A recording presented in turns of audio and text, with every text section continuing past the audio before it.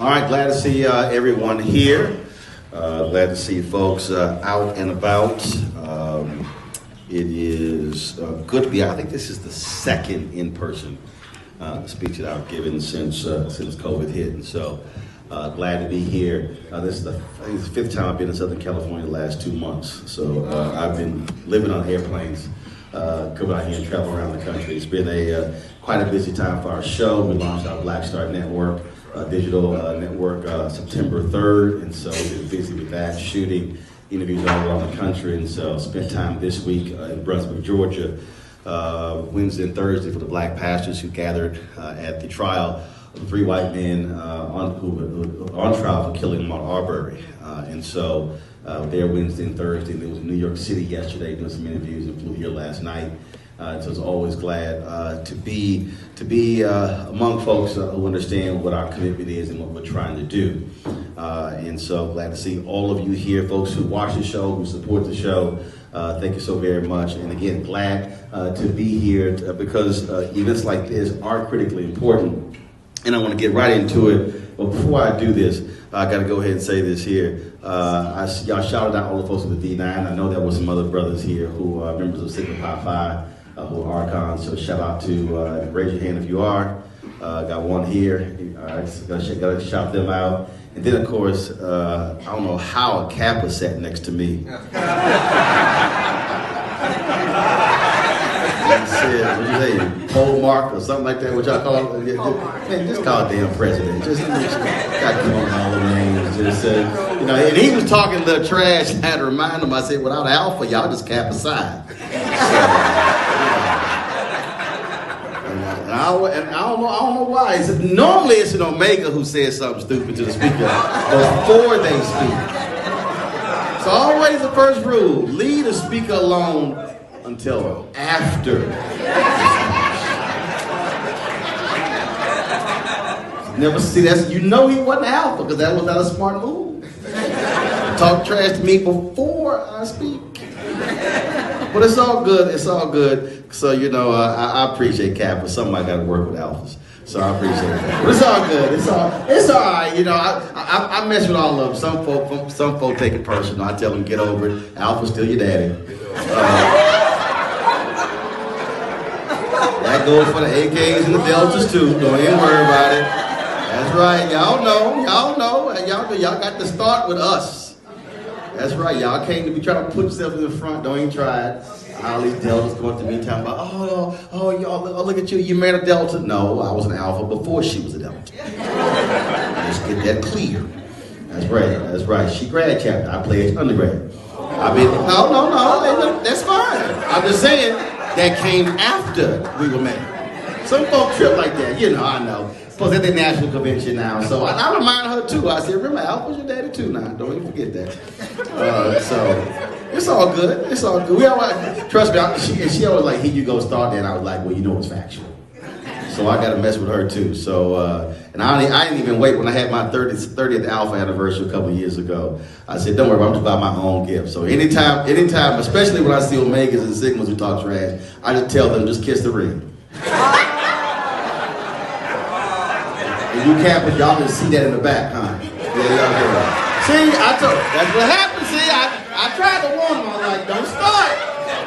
I said, just eat your food and leave your brother alone. Don't even leave your brother alone. I appreciate it. And probably somebody gonna get fired in my staff because I don't know how they got me speaking at a golf course. They know I play golf all the time. I was sitting there like, damn, when is it gonna have this BBN over so I can get plugged? Y'all don't understand. I've been playing golf since I was in college. So I see a golf course, I will cancel many a meeting. Y'all think I'm lying. I was on the food bank board. They said, we moved the meeting from 2 to 4. And I'd already planned to play after the meeting. So y'all can send me the minutes. I did not make that meeting. I was on a golf course, trust me. You can just give me 30 minutes heads up. That's all I need. You ain't got to call me 2 weeks in advance. That's how we play. That's how we play. We get it in. So we always are doing that. So listen, I appreciate the golf ball. See, I like that. See, my man said, I had a gift for you. Some Tyler's Pro V1s. I'm like, thank you. I said, plus, I see a smart man. He ain't bring no pinnacles or something like that and hard golf balls. See, those are good golf balls. There you go. See, smart. See, you called the head. See, your daddy must have been an alpha. See, I know. Smart man, smart man, smart man, smart man. All right, folks, let's get right to it. I was, as you were talking beforehand, as folks were coming in, and obviously this is about grassroots politics, and I was contemplating how to title it. Because anytime you talk to this many black people, you figure most of them go to church. Maybe. Some of y'all looking like, uh-oh. COVID has bailed a whole bunch of y'all out, but y'all now can go to church online. Y'all like, woo! Bedside Baptist is no longer a bad phrase. Look at y'all. Y'all in the back like we ain't going back ever. See? That's fine. Y'all can go to church online, just send your tithe. Just send your tithe. That's right. Cash App, PayPal, Venmo, Zelle. Send your tithe. Use all of them. So anytime you meet with this many black folks, you got to go ahead and tag your text.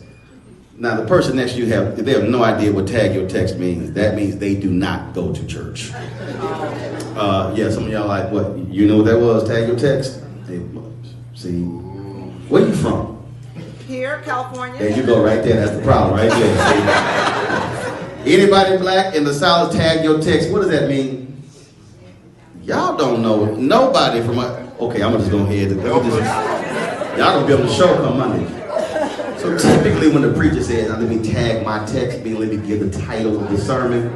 See, y'all in the back. Oh, see, look at y'all. Oh, that's what that means. Oh, okay. See, now when y'all go home to Mississippi, Alabama, y'all like, nah, I know what the preacher talking about. They always said we tag my texts. So let me do this here and title this, Praying Ain't Enough. I see some of y'all about to get real scared right now. I don't know how many politicians you talk to, but people love to say, I'm praying for you. I have covered politics my whole life. And I've heard that phrase, and I keep saying, if politicians will tell you, I appreciate all the prayers, but that will not fund a campaign. Right. You ask any politician, they'll tell you. They'll tell you, people say, oh, I'm praying for you. We got your back. I lit a candle for you. And they sit there like, man, okay, I appreciate that, but that ain't gonna do it. Now, it doesn't mean that we don't believe in the power of prayer. But the reality is, when you are running for office, when you're trying to change something, when you're trying to build something, you literally have to put infrastructure together. You've got to put a team together. You've got to have a plan of action. And there are a lot of people who are great and wonderful people, and they are committed public service, but they have no idea how to win. And when we talk about winning, it requires resources, it requires teams, it requires folks who are now doing social media, who are doing video. It still requires signs and billboards and all of those things that go in line with it. And see, someone in the back like, ooh, thank you. Sound like somebody been through a lot of begging, like, y'all have got to give. And see, we are also stuck in this mindset that, oh, well, I can't afford to give. Well, if all these black celebrities would just give, without realizing that in many places you have spending limits. Yes. That's one. Two, reality is collective resources still matters.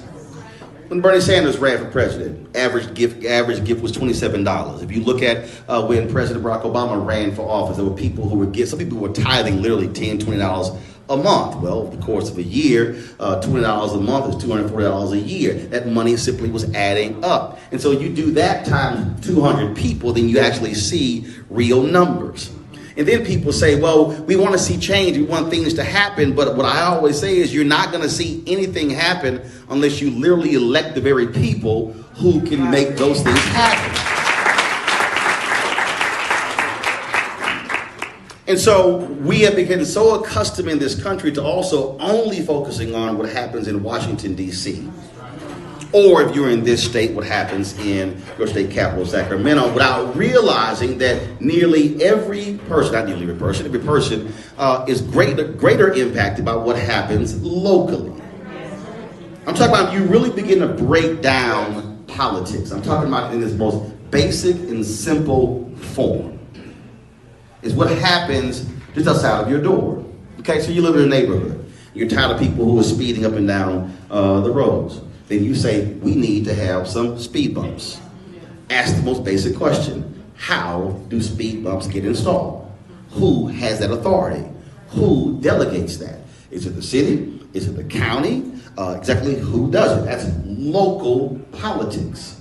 When you begin to talk about how do you transform neighborhood, we're talking about street lights or new sidewalks or sewer systems, and you have flooding issues, that is likely going to be a city issue.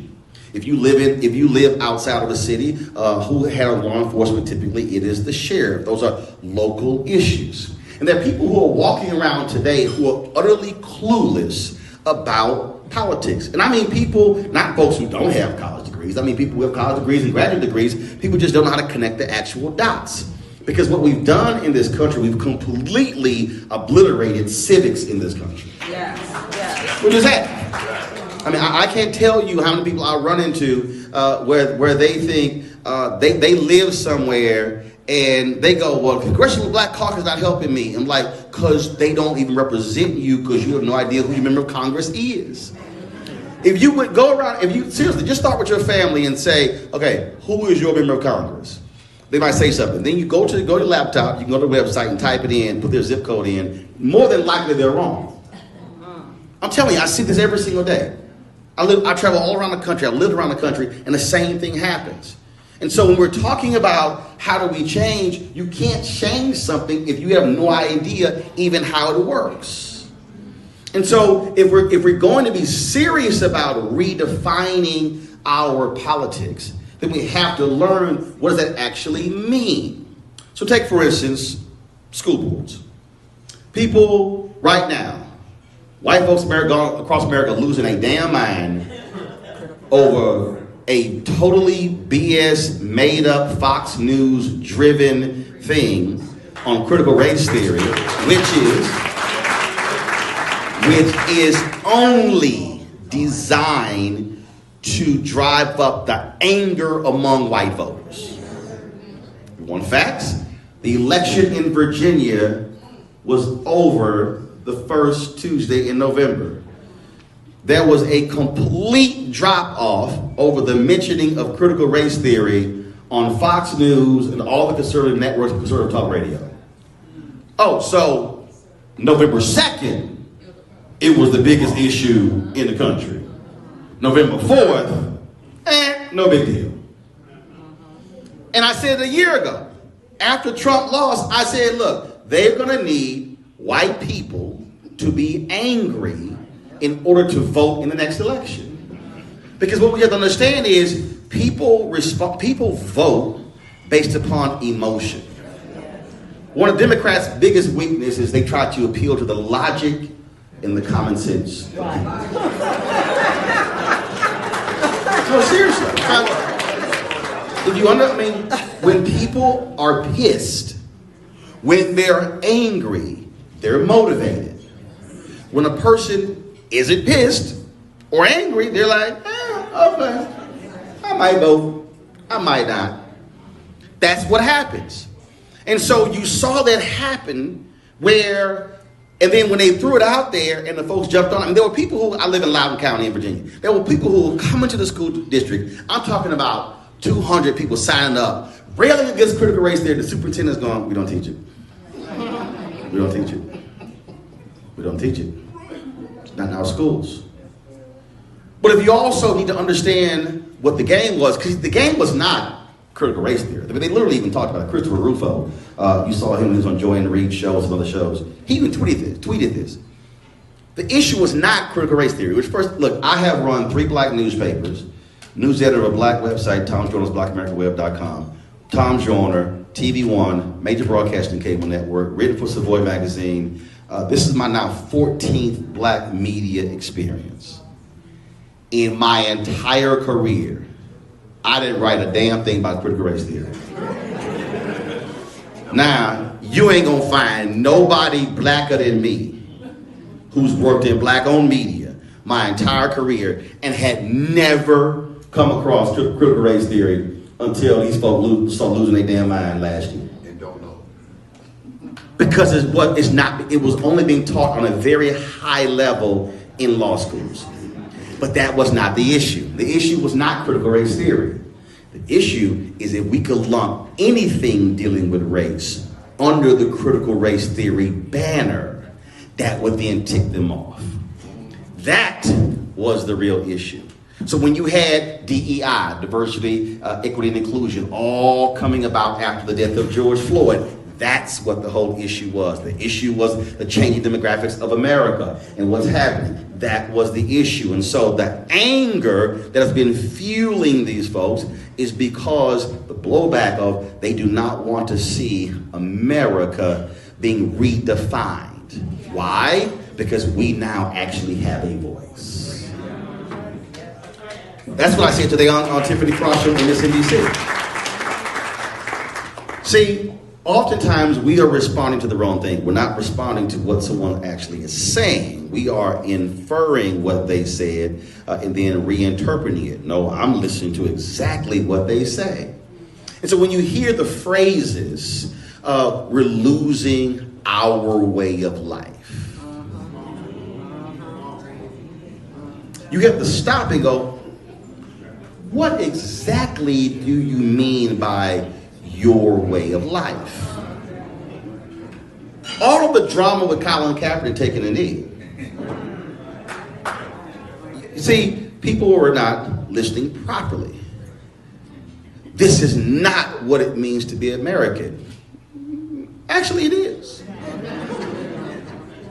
Because you can't condemn somebody for kneeling because he was protesting when it's literally the First Amendment. What more American than the First Amendment? Now you got all these crazies out here who love the Second Amendment. But you can't get to the second until you walk past the first.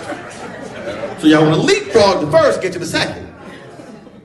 But see, when you hear our values are changing, you have to listen to what politicians are saying, what people are saying when they say our values are changing. No, what they're actually saying is how America has been defined since its existence has been defined through the prism of largely white men. And so now we are not happy that the rest of y'all get a say.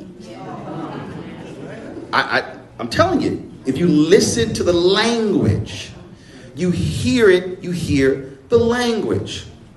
California just decided, the school, to say, we're getting rid of the testing. Already, folks, this is their way to get around the ending of affirmative action. No, it's because it doesn't work. And also, the very testing was used specifically to exclude us from the major institutions. A couple years ago, they uncovered where the president of the University of Texas gave a speech to alumni in Houston, and they were all up in arms after Brown was Board of Education. He said, chill, we got this. We're going to put in standardized testing. And they're not going to be able to pass. He said, so y'all relax. And that's exactly what happened. And so what you have to understand that we're now seeing is, you're seeing the game, the political game that's being played. And what's happening is folk are getting so caught up in somebody else's game that they begin to drive on their own. So people asking me, they're like, well, you should have that guy Ruffo on your show. I'm like, no. They're like, why? I said, because that's exactly what he wants. See, this is what they do. And Stephen Bannon actually said it. Over here, they talk about stuff. Then they like, okay, we're going to make this a thing. So then we're going to talk about it and build it up. And then we're going to attack over here why aren't y'all discussing this thing? And most liberals, especially white liberals, and I'm gonna break that down, go, oh my God, they're calling us anti-conservative. So what do? They then start talking about the thing that they said they were not talking about. So they then go, gotcha. We now have you talking about the thing that we created that was never a thing, and now it's now part of the mainstream. I literally saw it. I was like, I don't know why y'all keep, I'm like, y'all falling for the okie dokie, y'all go. And so the New York, all these people, no. We need to explain to them exactly what it is. I'm like, no, actually you don't, because they don't give a damn what it actually is. They want you talking about the very thing, because now they are determining what your content is. So if they can now drive your storyboarding, your narrative, they win. Ruffo had no problem when he went on Joanne Reed's show because he won. He's like, I got you talking about my issue that was never an issue. That's the political game that's being played. And so what happened was they went, damn, all of these white people are really upset. Then they say, well, wait a minute, we can now use the school boards as a route to now change the curriculum in a way we couldn't change it before. Now look, this has been happening in the last 10 years. You had Tennessee, the State Board of Education, where they were trying to remove any reference of slavery, Jim Crow out of the textbooks. They tried it in Texas as well. Why does that matter? And why does this state matter? Again, connect the dots. There are only 3 important states for education. 3.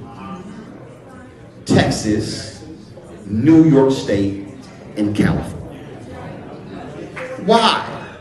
Because Texas, New York State, and California buy more textbooks than all the other states combined.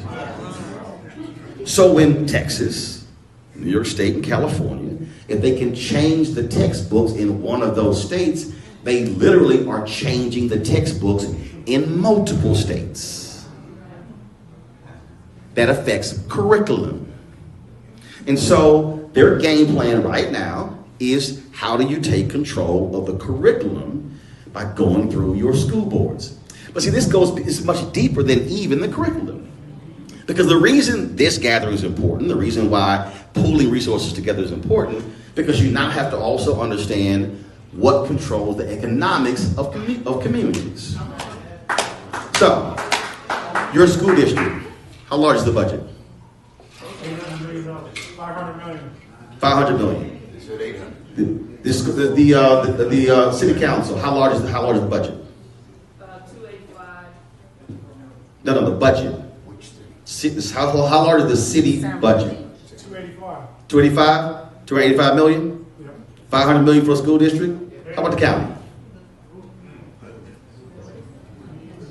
What, billion? Okay, let's say billion. That's 1.7 billion. Those $4 billion for county. 4 billion. Got it. 4 billion, 500 million, 200 and some odd million. Got it. It's 4.7 billion. Now ask the question, school board, how many bond initiatives have you had? School construction. Who has what contracts? Who controls the textbook contracts, the software contracts, janitorial contracts, the software contracts? No, not the teachers. No, I'm talking about contracts. I'm talking about the contracts, which is the money. So when you control the school district, when you control the board, you control the money. You now control who gets the money. You now control how the policies are written in terms of who you favor. Now you have people who go, oh, okay, fine, we don't want to use affirmative action. Okay, fine, we're going to change the rules. We're going to say we're going to give preference to businesses that reside within this zone. Well, if most of our businesses reside in this zone, then we then get a leg up on contracts. When you control the board, you can change the policy. If you look at most school districts around the country, the number of people who vote in school districts are lower than any other election, any other campaign. They're lower than city, because the attention that we pay more attention to presidential because it's national. It's all the media. Then you're talking about presidential, U.S. Senate races, congressional races. Then you go gubernatorial races. Then you go state races. And then once you get past that, the bottom just drops out. So you won, right? Who won on the school board? You did? What was the vote number? When I won, it's my, Oh, you had about 15,000 that particular year. yeah, A 15,000. little over 15,000. Okay. So how many people on the school board? 5, 5. Means 3 is the majority. yes. That means take over the school board, let's just say 45,000 votes. Okay, you ran for school board, total campaign budget, how much you raised? Campaign manager. 17,000. 17,000, okay, fine. So that means that if you say, okay, if we want to take over the entire school board, we need to raise $75,000. Yes. Okay. I want you to think. 5 positions. 5 positions. If you say, fine, we're going to sit here and raise $25,000 per position, or you say we're going to run a slate. We're going to run 5 people. We're going to go out and raise $125,000, and we're going to fund each candidate with $25,000 each. Right. And then the goal was to win 3 out of 5. Yes. I went 3 out of 5. I got majority of the school board. This is just basic vote counting. Yes. Simple.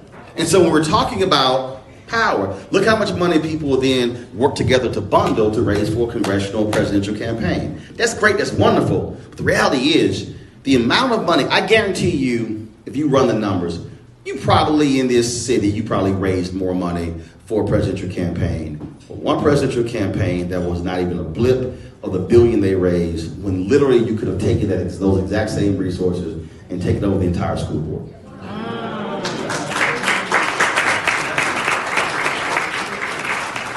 That's why this matters. Now take the exact same formula and now go to the city. Yes. You then go, okay, how many people on the school city council? Are they single member districts? Are they citywide?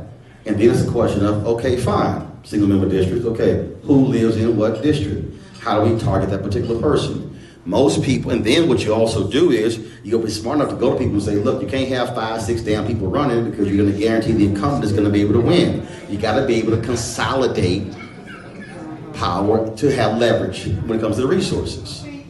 And so you might be sitting in here and you might be sitting here and say, oh man, the outset, she said this even raised $20,000. Okay, but just think about that. That literally can fund one candidate alone for a school board.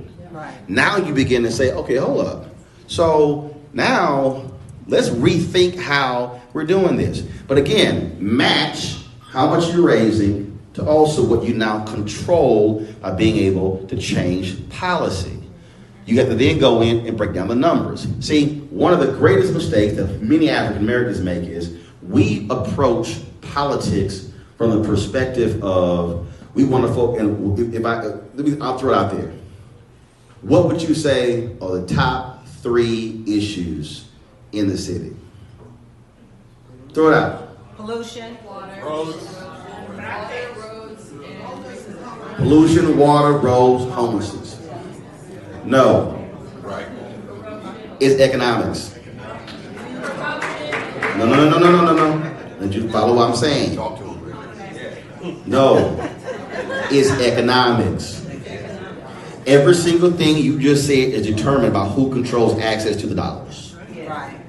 So what happens is we, too often, many African Americans across the country, we approach politics as the most important thing facing our community is education, is money, it's mass incarceration, money. Oh, is that? No, money. It literally resources. Because everything that you just named has to be funded. And everything that you just named is going to be then dealt with likely by a private company who is then going to get the contract to deal with that very thing.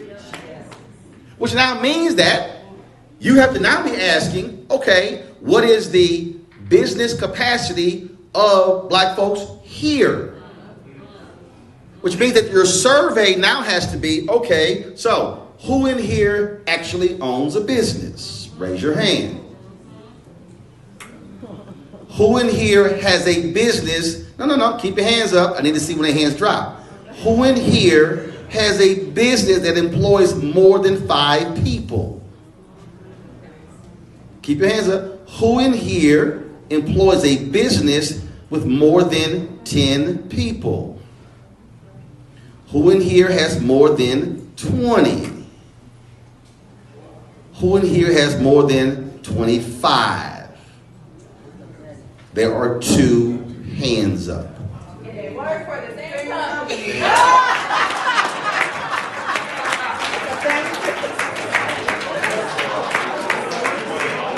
Y'all work for the same company. No, but I need you to understand, pre-COVID, nationally, there were 2.6 million black-owned businesses in America. 2.5 million had 1 employee. They were doing an average revenue of $54,000 each. 7 years ago, we had 1.9 million black-owned businesses. We had 1.8 million with 1 employee, doing an average revenue of $110,000. That means that we added 700,000 more black-owned businesses, but the revenue got cut in half. So when people say we need more black-owned businesses, no, we need more black-owned business with capacity. Now, why does that matter? Well, if I'm talking about how do we access power and access economic power, you look at the contracting that goes on, if you're able to now tap into school board, city, county contracts, you're now able to grow and build businesses. You're able to grow and build businesses, you can employ more people. That impacts unemployment, that impacts wages, that impacts wealth. But more importantly, you now, by growing your business, now have the ability to actually fund more candidates. Right.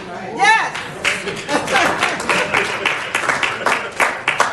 It is literally controlling your own destiny. Right. This is how the game has been played. And so what we've done is, we have not done what Maynard Jackson did, who really understood this when he transformed the city of Atlanta. People talk about Atlanta being the Mecca. Remember, 1973, African Americans received 0.0012% of all contracts in the city of Atlanta. I didn't say 1%. No. I didn't say 0.5%. I didn't say 0.25%. 0.0012% of all contracts. He said his grandfather taught him there were 3 B's: the ballot, the book, and the buck. He used the ballot and the buck to drive the very issue. So when you look at Atlanta today, you cannot talk about Atlanta today unless you look at what Maynard Jackson put into place, and then behind him, Andrew Young, and then Maynard came back. Then, of course, you had Bill Campbell, Shirley Franklin, Kasim Reed, Keisha Lance Bottoms, and now they have the election going on right now. It is understanding how they use the power. He understood that the greatest economic engine, not only for Atlanta, but the state of Georgia, was the airport. When they rebuilt the airport, he said, let me tell you something. He said, unless y'all get more black people contract, there will be tumbleweeds. They'll be going down the runway before I allow this thing to be rebuilt. Wow. That's how it changed. And that's why when he left the mayor's office, not a single major law firm in Atlanta would hire him, because all of those white power brokers were pissed that he dared disrupt the economic engine in the city. And so if you're going to be talking about, how do you transform politics, Inland Empire, in this area, you have to lock in on the money. Because how are you getting beat? The money. The candidates with a war chest. Yep. If you ignore the money, you will always lose. Yes. Which now then means, okay, who are the people who are funding your opponents? See, what I'm trying to get you to see is this thing is not just about how can you come together to have an event to raise money to fund candidates. You literally have to be thinking about redefining the political and economic power structure, because that will then determine how you're able to advance. And so when you begin to study other folks, and so the question for me, it would be, okay, who gets the largest contracts in the city? Who gets the largest contracts on the school board? Who then are they funding? How many of us are supporting those very businesses? And then what are they funding in return to our community? So if you're pulling resources out of our community and then you're not giving it back, there's no return on investment, then we got a problem. Come on, y'all, listen. And so then when you now take, because I guarantee you, it always happens. Somebody sitting here, they're like, oh, okay, man, they sat there, all right, they shout out Divine Nine. Well, I ain't a member of Divine Nine. That's fine. Everybody's not a member. But I want you to understand that one of the greatest things that we have in our community is that we have organizational infrastructure that is grossly misused. If you read Dr. King's book, Chaos of Community, Where Do We Go From Here, which is one of the most phenomenal books, and I dare say one of the 3 most important books that should be on your library. This is what he wrote in 1967. It was published in 68, and it was the worst-selling book out of the books that he wrote. And the book also was not in print for 10 years after his assassination. For me, that was by design. You read this book, you literally will think that he's writing about 2021 and not 1968. What he says in the book, there are 4 institutions that are prime position for the liberation of Black America. The Negro Church, the Negro Press, he says fraternities and sororities, and professional and business organizations. So if you look in here, so I'll ask it this way, so whether it's Divine Nine or anything else, if you are a member of a largely Black organization, raise your hand. Okay. Put your hand down. That means that if you're talking about Divine Nine, Links, Laser Distinction, if you're talking about any number of groups, what Prince Hall Masons, what your Eastern Star, we can go on and on and on. These are all organizing entities with existing membership that are actually funded by themselves. They're not controlled by any external forces. If you take Divine Nine alone, no one funds us but us. Think about it. Yeah, you might have some corporate sponsors, but I'm talking about the reality is these are self-funded entities. Black fraternities and sororities actually represents the most sophisticated infrastructure in the Black community. Now, what I mean by that is you have to look at the organization, how are they set up? These are international organizations, national leadership, regional leadership, state leadership, grad chapters, undergrad chapters, and programming that goes all the way down to elementary school. We call that being horizontal, and vertical. Which means that if you are the general president of Alpha Phi Alpha, and when you make a decision and you press the button, it goes to every chapter around the world, and whatever that decree is it. If you don't abide by that, you can be removed or your chapter yanked. The NAACP doesn't structure that way. Yes, you're the NAACP headquarters in Baltimore. They have state conferences. They also have local chapters, but in many ways their local chapters are autonomous. Yes, they have to abide by a certain set of rules and procedures, but national cannot mandate nor dictate what they do. So what we have is we have organizational power that is only focused inward. I've said this to all of them. I gave the Brotherhood speech at the Alpha Convention 3 years ago in Baltimore. I said this to the Deltas, to the AKAs. We spend enormous amount of time and resources on bullshit.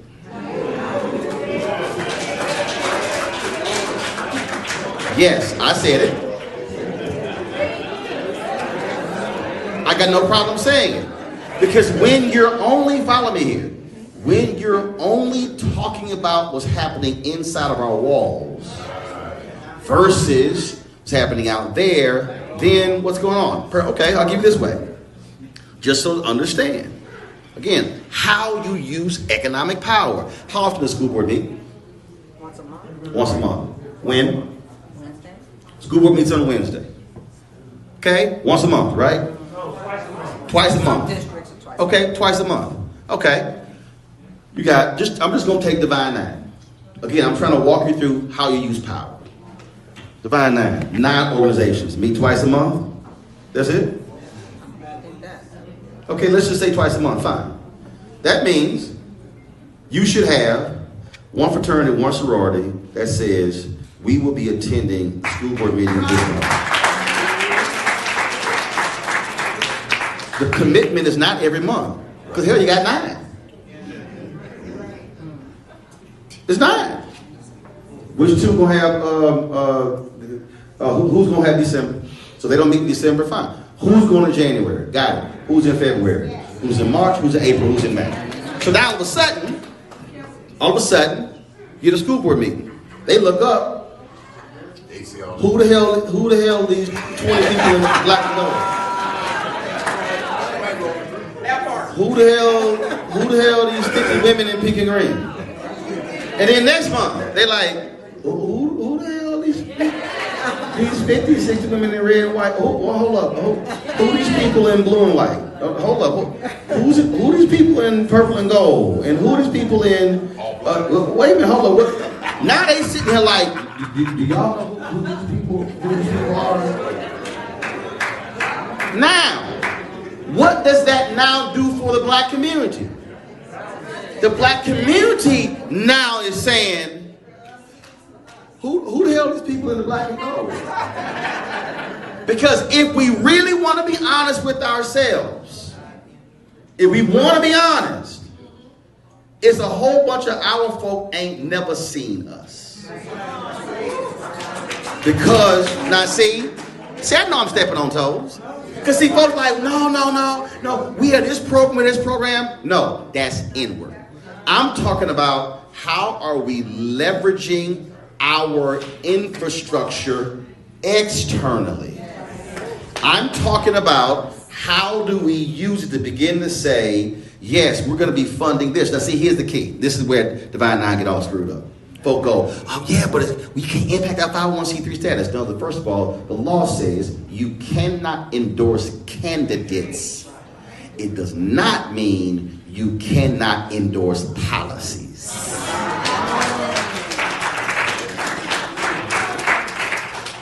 We are literally sitting on power that is untapped.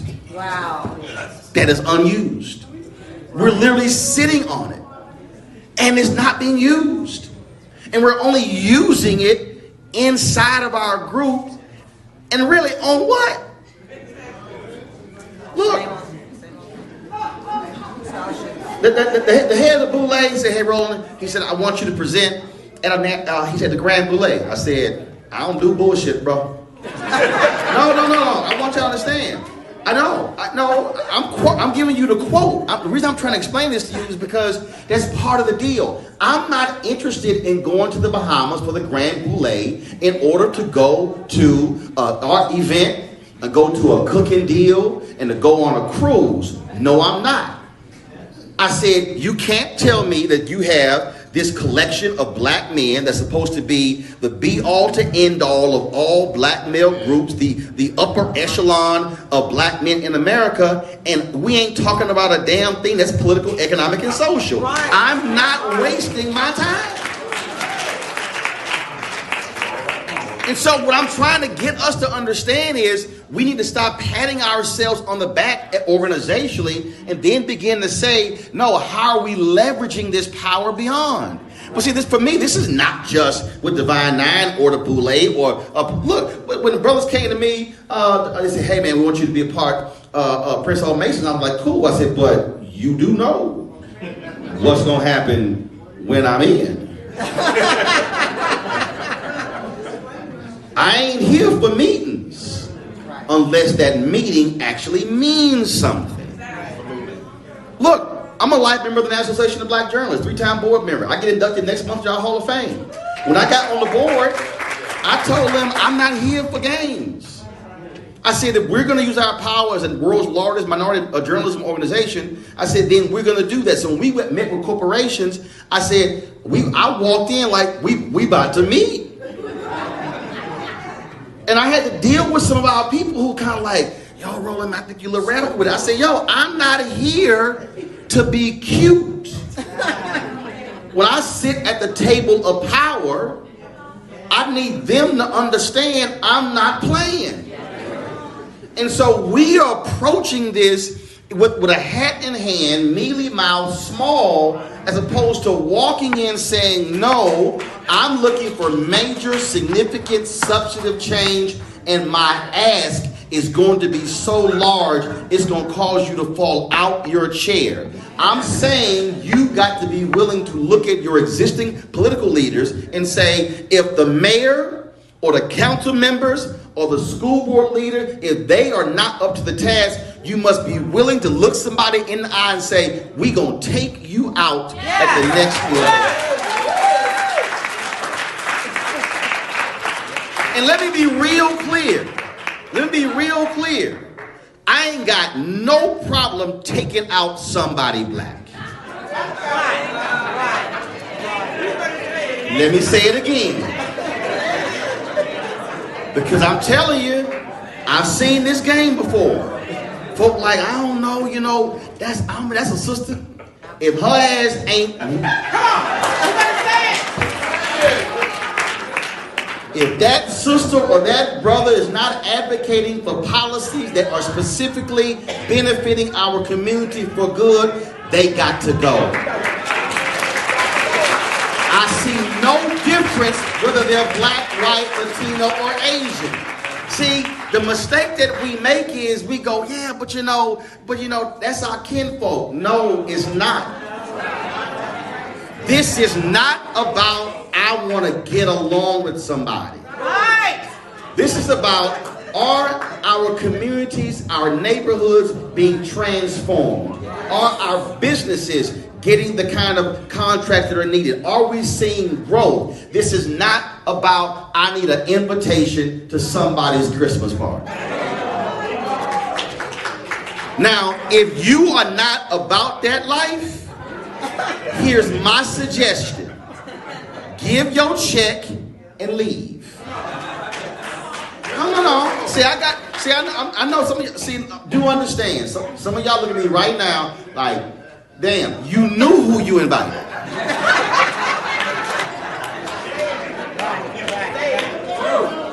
But the reason many of our communities are in the condition that they are in is because too many of us have been satisfied with status quo.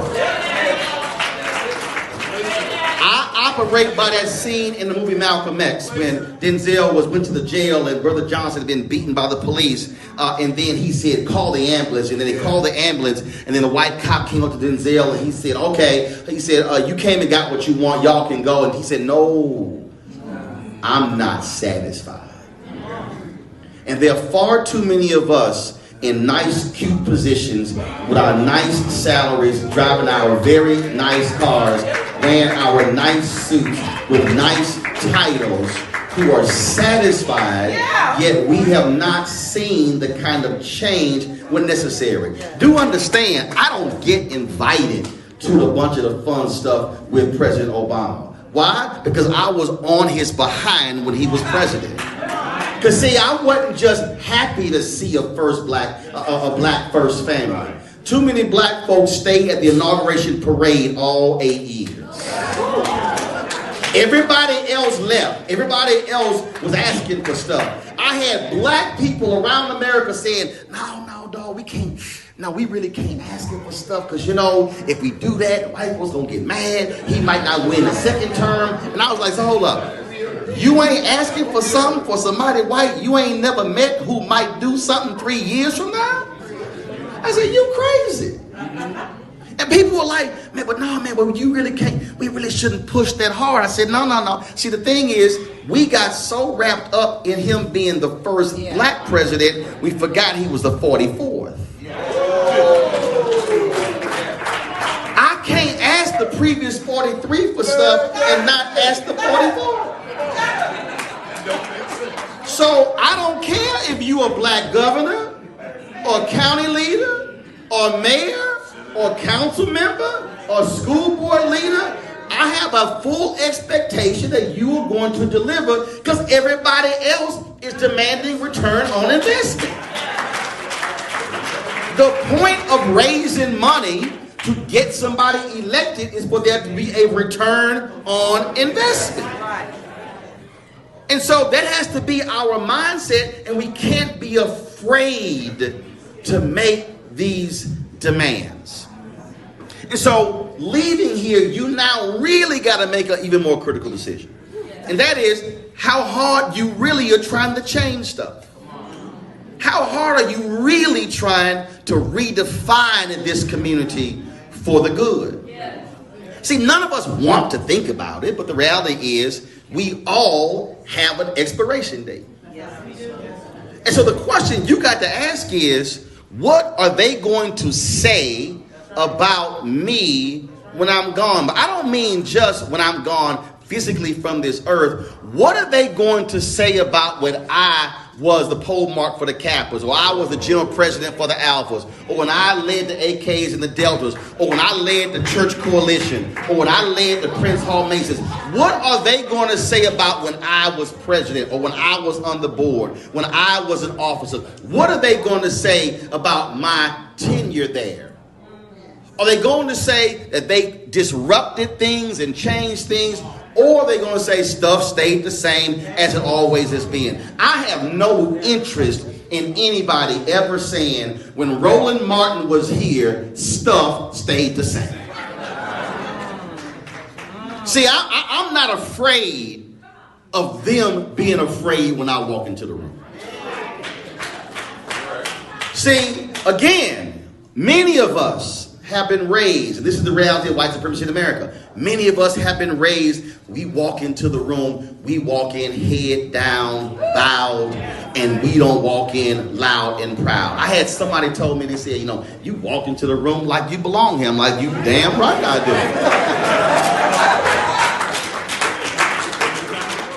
When I walk into a room, I want you to feel the presence. I want you to say, damn, he here. I want you to feel that. Because see, we can't keep playing this same. I'm telling you, I travel around the country. I cover news stories around the country. And what I see are too many of us who are so happy and excited just to be. That we look back and then stuff look the same. That simply cannot be the case. I'm not interested in people giving me no proclamations, keys to the city. I don't care about no resolutions. I mean, you can keep all that stuff. I want to know, does the city, the school district, does the county look different than it did before? And look, I'm telling you, I ain't afraid to hit nobody. If my mama and daddy was running something and I felt it was raggedy, mama and daddy would have a problem. I don't. We've got to have more people who don't give a damn about somebody else's opinion of them. In the history of Black America, you cannot show me people that redefine America who were nice and everybody got along with them. Even other black people. 1959, Roy Wilkins, head of the NAACP, called Dr. King a radical. The head of the NAACP said he a radical. King was like, appreciate that.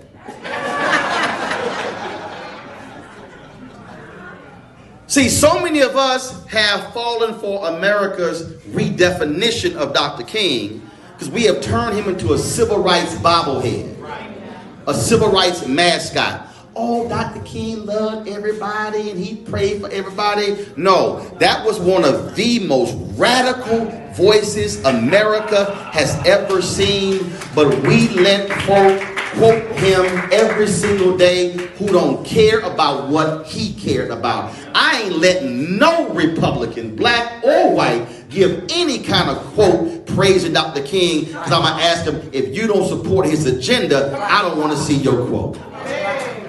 If you don't care about the poor, if you don't care about the disenfranchised, if you don't care about the downtrodden or the depressed, if you are unwilling to deal with the economic realities in cities, then I don't want to see your praise. Which also, I tell, look, I've done a lot of MLK events, and I've told many of the politicians, y'all can excuse yourself for sitting here praising the King if you voting against him when you at the meeting.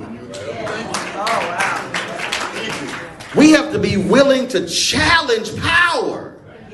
Because Frederick Douglass said, power concedes nothing without a demand, never have and never will. But he also said this before he died. He said, agitate, agitate, agitate.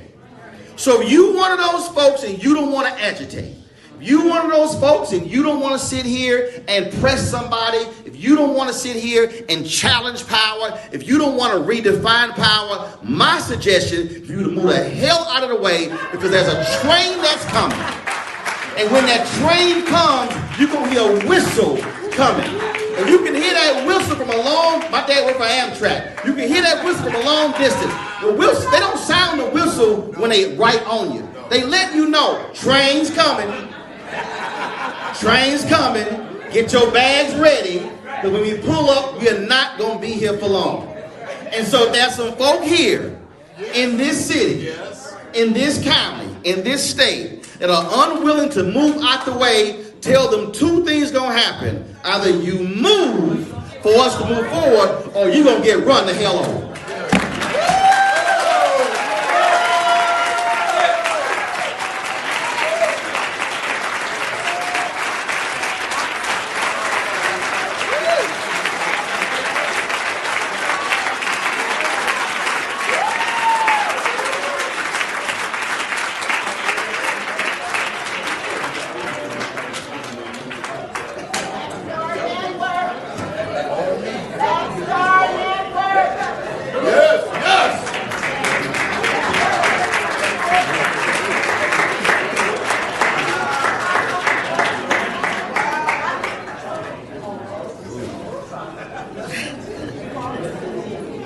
I just want to say that I told you that's why I had him come, so I don't even have to talk because he just pretty much channeled everything. Thank you, Roland Martin. Thank you for being here and for doing what you did.